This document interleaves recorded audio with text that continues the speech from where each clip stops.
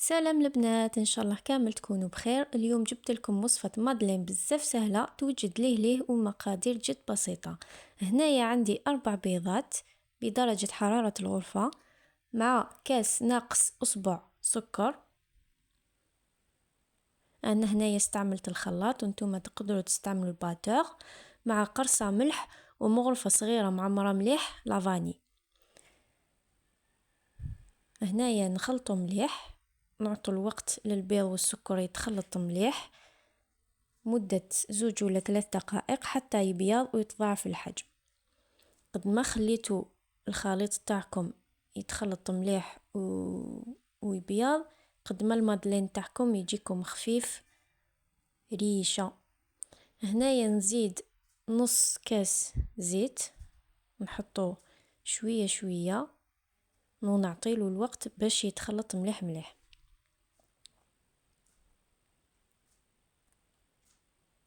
هنايا عندنا كاس نقص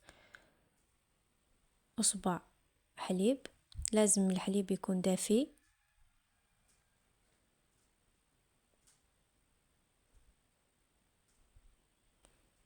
نخليو الوقت للخليط يتخلط مليح.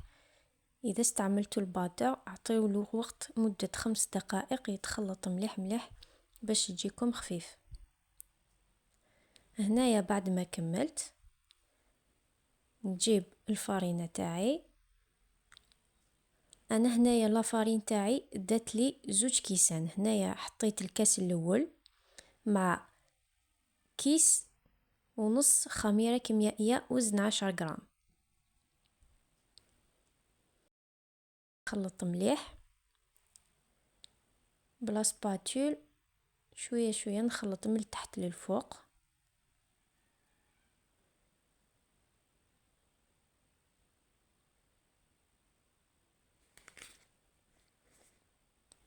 هنايا نضيف الكاس الثاني تاع لافارين، لازم نغبلوها مليح باش يجينا يدخلها الهواء.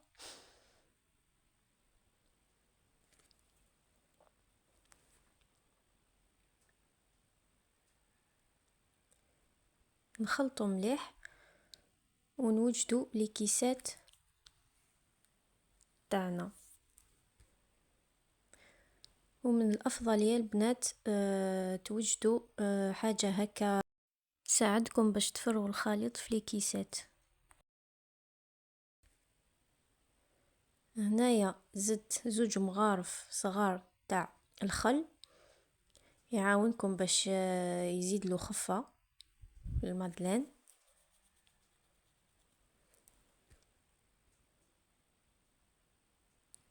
شوفوا القوام تاع الخليط، ما لازم يكون سائل ما لازم يكون ثقيل بزاف.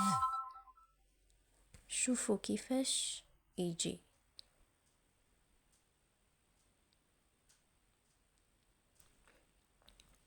هنايا انا ما عنديش المول تاع لي مادلين، استعملت لي مول تاع ديريات اللي ما عندهاش المول تاع لي مادلين. راني عطيت لكم فكره، استعملوا لي مول تاع ديريات. نكمل نفرغ كامل الخليط ونحط السنيوه تاعي في الفوق على درجه حراره 160 درجه. انا هنايا الخليط خرج لي 12 حبه. وهنايا كانت عندي كوموند تاع 10 حبات مادلين، خرجتهم اليوم.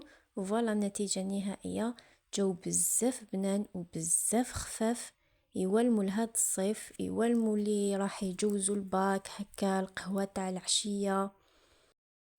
ان شاء الله كامل تجربوها واكتبوا لي في لي كومونتير الى جربتوها وجاتكم بنينة. الى الملتقى ان شاء الله، ما تنسونيش بالجيم واللايك. الى اللقاء.